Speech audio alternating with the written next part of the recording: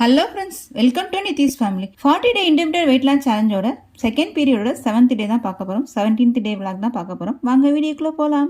அதுக்கு முன்னாடி ஃபர்ஸ்ட் எப்பயும் போல நிதிஷ் அப்பாவோட வெயிட் என்ன அப்படின்றது பார்த்துடலாம். இன்னைக்கு வெயிட் அப்படின்றது 83.200 கிராம் காமிக்குது. நேற்றுக்கு இன்னைக்கு 400 கிராம் குறைஞ்ச மாதிரி காமிக்குது. நேற்று 83.600 கிராம் இருந்தது, இன்னைக்கு 400 கிராம் குறைஞ்சிருக்கு. பழங்கள் மட்டும் எடுக்கும்போது ஒரு 400 கிராம் குறையிற மாதிரி காமிக்குது. அதே நேரத்தில் குக்கிங் ஃபுட் எடுக்கும்போது ஒரு 200 கிராம் கிட்ட குறையிற மாதிரி காமிக்குது. தொடர்ச்சியாக ஃபாலோ பண்ணுறது தான் இன்டர்மிட்டன்ட் ஃபாஸ்டிங். 5 மணி அப்படின்னா 5 மணி, அதுக்கு மேலே எதுவும் சாப்பிட்றது இல்லை அப்படின்றத கரெக்டாக ஃபாலோ பண்ணுறாங்க. அது வந்து அவங்களுக்கு நல்ல வெயிட் லாஸ் அப்படின்றது செமையாக இருக்குது. சரி வாங்க இன்னைக்கு என்னென்ன ரொட்டீன் அப்படின்றதையும் பார்த்துடலாம். இன்னைக்கு நானும் நிதிஷபாவும் காலையிலே சைக்கிளிங் தான் போனோம். சைக்கிளிங் அப்படின்றது கிட்டத்தட்ட 1.25 மணி நேரம் 1.5 மணி நேரத்துக்கிட்ட போயிருப்போம் ரெண்டு பேருமே. கொஞ்சம் பசங்களுக்கு லீவு அப்படின்றதுனால காலைல 6 மணிக்கெல்லாம் கிளம்பிட்டோம் வீட்டில் இருந்தேவும். முடிச்சுட்டு வீட்டுக்கு வரும்போது 7:30 ஆயிடுச்சு.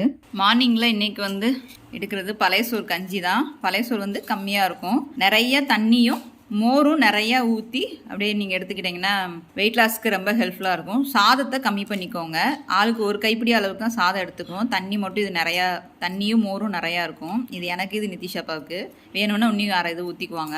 தொட்டுக்கிறதுக்கு வந்து சிறுகீரை பொரியலும் எப்பயும் போல் ஊற வச்ச அத்திப்பழம், கருப்புலந்து திராட்சை, பாதாம் பருப்பு நான் எடுத்துருக்கேன். எங்கள் வீட்டு வாண்டூஸ்க்கும் எங்கள் வீட்டில் எல்லாத்துக்கும் இதுதான். என்னது, கீரை போட்டு கொஞ்சம் கொஞ்சம், அதுக்கப்புறம் அவங்களுக்கு கொஞ்சமாக ஒரு சிப்ஸு 2 தான். என்னம்மா ஆளுக்கு 3 சிப்ஸா? சின்னதா 3 தான் இல்லை, உனக்கு 3 தான். இந்த எடுத்துருவோம். இது மாமாவுக்கு 3, உனக்கு 3. நேற்று மத்தியானம் சாப்பாடு செய்யும் போதே கொஞ்சம் கூட செஞ்சுடுவோம். அப்படின்னா தான் காலையில் வந்து ஹீட் ஆகாமல் இருக்கிறதுக்கு பழைய சோறு கஞ்சி நல்லாயிருக்கும். ஸோ மார்னிங் டிஃபனாக எடுக்கிறது பழைய சோறு கஞ்சியும் கீரை பொரியல், நட்ஸ். வெயிட் வெள்ளையா இருக்கிறது வாங்குறாங்க. எப்படி வெள்ளையா இருக்குது அந்த சைடில் வெள்ளை? அது வந்து என்ன சொல்கிறாங்கன்னா கீழே தரையில் இருக்க பழம் அப்படிதான் இருக்கும் அப்படின்றாங்க. அது இப்போ நல்லா பழுக்க மாட்டேங்குது, பழமாக இருக்க மாட்டேங்குது, காயால் தெரியுதுல்ல. இது பழுக்கலையா? இது பழுக்க இல்லையா?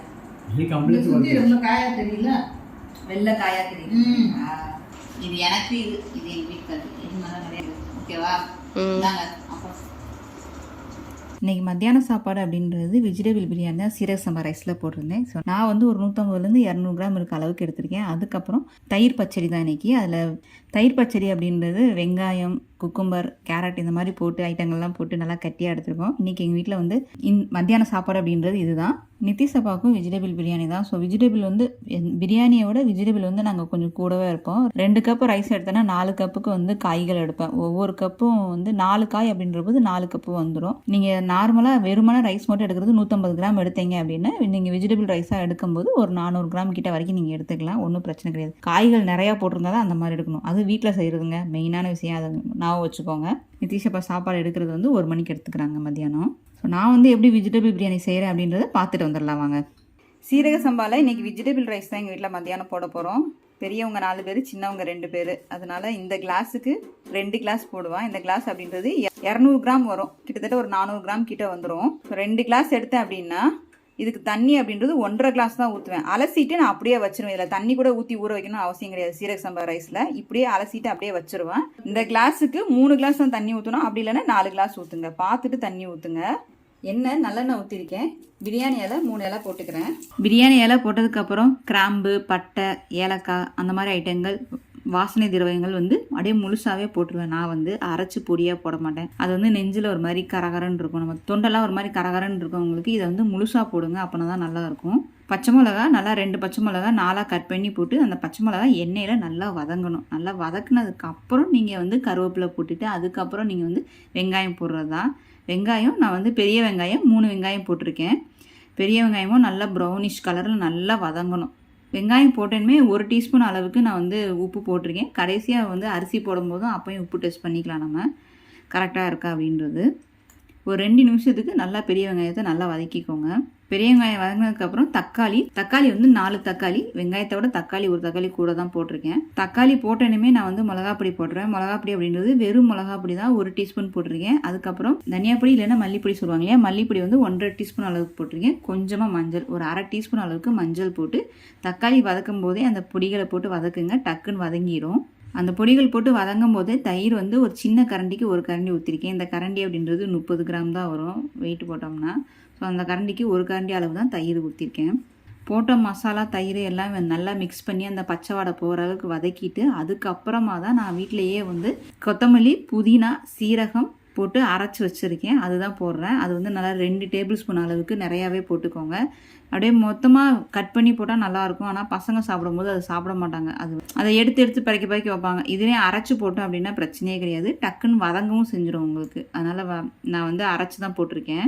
இந்த வெஜிடபிள் பிரியாணி வந்து கொஞ்சம் எங்கள் அம்மாவோட ஸ்டைல் தான். என்னென்னா கொஞ்சமாக தேங்காய் அரைச்சது போட சொல்லுவாங்க. அப்படின்னா தான் அவங்களுக்கு கரெக்டாக இருக்கும், டேஸ்ட்டாக நல்லாயிருக்கும் அப்படின்னாங்க. தேங்காய் அப்படின்றது வெறும் தேங்காய் அரைக்கும் போது கொஞ்சமாக சோம்பு சேர்த்துவோம். அதுக்கப்புறம் முந்திரி பருப்பு 4 முந்திரி பருப்பு, தேங்காய், சோம்பு, முந்திரி பருப்பு அரைச்சி ஒரு டேபிள் ஸ்பூன் அளவுக்கு போட்டிருக்கேன். அது வந்து இதெல்லாம் பச்சை வாடை போக 2 நிமிஷத்துக்கு நல்லா வதக்கிக்கோங்க. இது வந்து தேங்காய் அப்படின்றது ஆப்ஷனல் தான், ஒன்றா போட்டுக்கலாம் இல்லைன்னா வேண்டாம். காய்கள் அப்படின்றது நான் எந்த கப்புக்கு அரிசி எடுத்தோன்னா அந்த கப்புக்கு ஒவ்வொரு காயும் எடுத்திருக்கேன். பீன்ஸ், கேரட், உருளைக்கிழங்கு, காலிஃப்ளவர், அதுக்கப்புறம் பச்சை பட்டாணி. இந்த சீசனுக்கு பச்சை பட்டாணி கிடைக்கிது. பச்சை பட்டாணி மட்டும் நல்லா நிறையா போட்டிருக்கேன். ஸோ 5 விதமான காய்கள் தான்.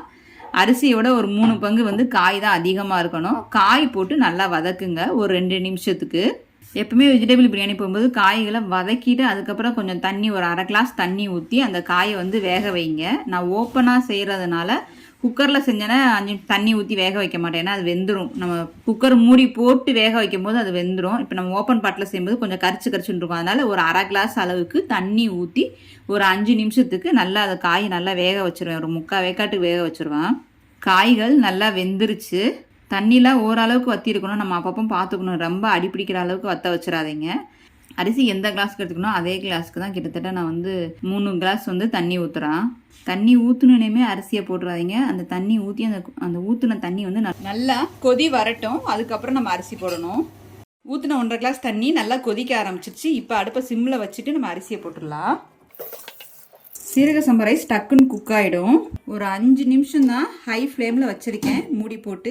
மணி பார்த்து 5 நிமிஷம் தான், அதுக்குள்ளே வந்து தண்ணி வற்றிடும். சில்வர் சரி இல்லையா, ஸோ அடுத்து வந்து சிம்மில் தான் வைக்கணும் ஃபுல்லாக. நம்ம 7 நிமிஷம் ஆயிடுச்சு. எனக்கு வந்து தண்ணி நல்லா வற்றிருச்சு 7 நிமிஷத்துலேயும். நான் அவ்வளோதான். நீ ஒரு கிண்டு மட்டும் கிண்டி விட்டுட்டு அப்படியே நம்ம தம் கட்டுறதான். அரிசியை நல்லா ஒன்று போல் வச்சுட்டு அது மேலே வந்து கொத்தமல்லி தலையும் புதினா தலையும் கொஞ்சம் எடுத்து அதை நல்லா பிடிச்சா கட் பண்ணி மேலே அப்படியே தூவி விட்டுறது தான். தூவி விட்டுட்டு கொஞ்சம் நெய், ஒரு டீஸ்பூன் அளவுக்கு எடுத்து நெய் சேர்த்துக்கிறேன் நான். இந்த சமயத்தில் நெய் சேர்த்தா தான் நல்லாயிருக்கும். சாதாரண அலுமினியம் சட்டி அப்படின்னா நீங்கள் டேரெக்டாக அடுப்பில் வச்சு ஒரு 5 நிமிஷம் சிம்மில் வச்சிடலாம். இது வந்து சில்வர் சட்டி அப்படின்னால சில சமயம் அடியில் பிடிக்கிறதுக்கு வாய்ப்பு இருக்குது. அதனால தோசைக்கல்லை ஃபஸ்ட்டு நான் சூடு பண்ணிட்டேன். 10 நிமிஷத்துக்கு முன்னாடி தோசைக்கல்லை அடுப்பில் வச்சு நல்லா சூடு பண்ணிவிட்டு அதுக்கப்புறம் அடுப்பை இப்போ 5 நிமிஷத்துக்கு சிம்மில் வச்சுருக்கேன். அடுப்பு சிம்மில் தான் வச்சுருக்கேன். ஒரு 10 நிமிஷத்துக்கு வந்து தம் போட்ட மாதிரி தான். மேலே வெயிட் போட்டோன்னு இந்த ஆவி வெளியே போகாமல் இருக்கிறதுக்கு. அரிசி வந்து 3/4 வேக்காட்டுக்கு வெந்திருக்கு. நம்ம ஒரு 10 நிமிஷம் கழிச்சுட்டு நான் காமிக்கிறேன் எப்படி வெந்திருக்கு அப்படின்ட்டு சாப்பிடும்போது. இப்போ திறந்து பார்த்துடலாம். ஒரு 20 நிமிஷம் ஆயிடுச்சு. சூப்பராக பிரியாணி வந்து நல்லா உதிரியாக வந்திருக்கு. சீரக சம்பா ரைஸ் வந்து செமையாக வந்திருக்கு உதிரியாக. இப்போ இதில் வந்து நான் ப்ரெட்டு இது பண்ணி போடுவேன். ப்ரெட்டு அப்படின்றது நான் எண்ணெயில் பொரிச்சு போட மாட்டேன். வடைச்சட்டியில் கொஞ்சமாக எண்ணெய் ஊற்றுறது, இல்லைன்னா வந்து தோசைக்கல் இருக்கியா, தோசைக்கல் வச்சு அதில் கொஞ்சமாக எண்ணெய் ஊற்றி அந்த ப்ரெட்டை வந்து நல்லா மொறுமொறுன்னு வறுத்துக்கோங்க. இந்த மாதிரி பண்ணி போட்டீங்க அப்படின்னா உங்களுக்கு கலோரியும் கம்மியாகும், ப்ரெட்டும் சாப்பிட்டுக்கலாம். ஆளுக்கு ஒரு ப்ரெட் அப்படின்ற மாதிரி எங்கள் வீட்டில் 6 பேர் அப்படின்னா 6 ப்ரெட் எடுத்துருக்கேன். ஆளுக்கு 4 பீஸ் வர்ற மாதிரி கணக்கு பண்ணி தான் போட்டிருக்கேன் நான். பிரியாணி பாத்திரத்தில் இந்த ப்ரெட்டை போட்டு நல்லா ஒரு கிளறி விட்டு ஒரு 5 நிமிஷம் மூடி வச்சிட்டோம் அப்படின்னா அது நல்லா பிரியாணியோட மிக்ஸ் ஆயிரும். அந்த டேஸ்ட்டும் அதில் இறங்கிரும். ஸோ நம்ம மத்தியானம் சாப்பிட்றதுக்கு கரெக்டாக இருக்கும். சூப்பரான சீரக சம்பா வெஜிடபிள் பிரியாணி வித் ப்ரெட்டோட செமையாக ரெடி ஆயிடுச்சு. நீங்கள் ப்ரெட்டை வந்து டீப்பாக ஃப்ரை பண்ணுறீங்க, டீப் ஃப்ரை எண்ணெயில் முக்கி பண்ணீங்க அப்படின்னா அது ரொம்ப தகட்டும், சாப்பிடவே முடியாது. இதுதான் கரெக்டான ஃபார்ம். இந்த மாதிரி பண்ணோம் அப்படின்னா உங்களுக்கு ப்ரெட்டும் தகட்டாது. இதே வந்து எண்ணெய் ஊற்றாமல் நெய் ஊற்றி ட்ரை பண்ணி பாருங்கள். அப்படின்னா தான் அந்த ப்ரெட்டு செம்ம டேஸ்ட்டாக இருக்கும். நான் வந்து எப்போவுமே வீட் ப்ரெட் தான் வாங்குவேன், மைதா ப்ரெட் வாங்க மாட்டேன். அப்படின்னா தான் நம்ம ஒரு 2 பீஸ் எடுத்து சாப்பிட்டுக்க முடியும். சாப்பிட்டுட்டு எங்கள் வீட்டில் நிதிஷ் வந்து மத்தியானம் தூங்க மாட்டாங்க. ஒன்று சில சமயம் கார்ட்டூன் நெட்வொர்க் மாதிரி ஏதாவது கார்ட்டூன் படங்கள் பார்ப்பாங்க, ஹாலிவுட் மூவி. அப்படி இல்லைன்னா எங்கள் அப்பா கிடச்சதுனால அவரை வச்சு கேரம் போர்டு தான் விளாண்டுட்டு இருக்காங்க. அப்படி இல்லைன்னா வீட்டுக்குள்ளேயே வந்து கிரிக்கெட் விளாடுவாங்க. இன்றைக்கி வந்து கேரம் போர்டு தான் உட்காந்து விளாட சொல்லிட்டோம். அதனால 1 or 2 hours வந்து கேரம் போர்டு விளாடுவாங்க. அதுக்கப்புறம் கொஞ்சம் நேரம் டிவி பார்ப்பாங்க. நிறைய ஆன்லைன் கிளாஸ்லேயே நிறைய செல்ஃபோன் பார்த்ததுனால இந்த லீவில் செல்ஃபோன் எதுவும் வைக்கக்கூடாது அப்படின்றதுனாலே அவங்களுக்கு வந்து ஏதாவது ஒரு ஆக்டிவிட்டி கொடுத்துக்கிட்டே இருக்கேன். ஈவினிங் ஸ்நாக்ஸாக 3 மணிக்கு நித்திஷ் அப்பா எடுக்கிறது உப்புக்கல்ல தான் எடுக்கிறாங்க. 50 கிராம் இருக்க அளவுக்கு எடுத்து கொடுத்துருக்கேன். நான் வந்து மார்னிங்லேயே 12 மணிக்குள்ளே எடுப்பேன் சில சமயத்தில். நித்திஷ் அப்பாவுக்கு ஈவினிங் ஸ்நாக்ஸாக இருக்கிறது உப்புக்கல்ல தான். மணி 5 மணி ஆகுது. நித்திஷ் அப்பா எடுத்துக்கிறது கிர்னி பழம் தான் வெட்டி வச்சுருக்கேன். ஒரு பாதி கிர்னி பழம், நான் பாதி கிர்னி பழம் சாப்பிட்ருக்கேன். அதுக்கப்புறம் ஆப்பிள், ஒரு ஆப்பிள் சின்ன ஆப்பிள், ஆரஞ்சு பழம், ஒரு ஆரஞ்சு பழம். ஸோ ராத்திரிக்கு வந்து அவங்க ரொம்ப கடைசி மீல் வந்து ஃப்ரூட்ஸ் தான் கேட்டிருக்காங்க. ஏன்னா உட்காந்தே வேலை செய்கிறதுனால.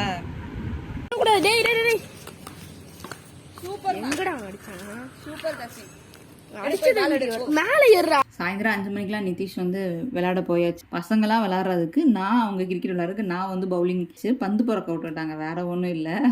பக்கத்தில் வந்து வெறும் முள்ளாக இருக்கும், செடியாக, சின்ன சின்ன செடியாக இருக்கும். அதுக்குள்ளே பால் போயிடுச்சுன்னா அவங்க எடுக்கிறது கஷ்டம். அதனால 1 ஹவர் கிட்டத்தட்ட அவங்க கூட தான் நான் ஸ்பெண்ட் பண்ணேன். பந்து நல்லா பறக்கி போடுறதுனால நல்லா எனர்ஜெட்டிக்காக போச்சு. சாயந்தரம் வந்து 5 to 6 வந்து அதுதான் போச்சு எனக்கு ஃபுல்லாக வேலை. மணி 7 ஆகுது. நான் எடுக்கிறது ஃபேக்டரி ட்ரிங்க் தான் எடுக்கிறேன். கொஞ்சம் கரிஞ்சீரகம் கம்மியாக இருக்கிறதுனால நல்ல மஞ்சளாக தெரியுது. கரிஞ்சீரகம் கொஞ்சம் அதிகமாக போட்டிருந்தேன் அப்படின்னா ஒரு மாதிரி ரெண்டும் சேர்ந்து ஒரு மாதிரி ப்ரௌன் கலரில் தெரியும். இனிமேல் தான் அரைக்கணும். ஆனால் இப்போதைக்கு வந்து தீந்து போனதுனால நான் பொடியாக போடாமல் ராவா போட்டு தான் வந்து ஃபேக்டரி ட்ரிங்க் வந்து கொதிக்க வச்சு அப்படியே எடுத்துகிட்டு இருக்கேன். இன்னைக்கு வேலைகள் சைக்கிளிங், அதுக்கப்புறம் ஈவினிங் பசங்களோட விளாட்றது அந்த மாதிரியே போயிடுச்சு. காலையில் ஒரு 1/2 hour மட்டும் யோகா மட்டும் பண்ணேன். ஸோ வீடியோ எடுக்க முடியல. என்னென்னா எங்கள் வீட்டில் அங்கங்கே எல்லாரும் படுத்துருப்பாங்களா, அதனால அது வீடியோ எடுக்க முடியல. ஸோ எக்ஸசைஸ் யோகா அப்படின்றது அந்த ஸ்ட்ரெஸ்ஸஸ் வந்து ரொம்ப முக்கியம். அது ஒரு 1/2 hour பண்ணாலே போதுமானது. இன்னைக்கு என்னோட டயட் அண்ட் எக்ஸசைஸ், நிதிஷ் அப்பாவோட டயட் எக்ஸசைஸ் செமையாக ஃபினிஷ் பண்ணிட்டோம். நீங்களும் அதே மாதிரி ஃபினிஷ் பண்ணிப்பீங்க அப்படின்னு நினைக்கிறேன். இப்போ இந்த வீடியோ உங்களுக்கு பிடிச்சிருந்தா லைக் பண்ணுங்கள், ஷேர் பண்ணுங்கள். தென் உங்கள் கருத்துக்களை கமெண்ட் பண்ணிக்கோங்க. மீண்டும் நாளை ஒரு வீடியோவில் சந்திக்கலாம்.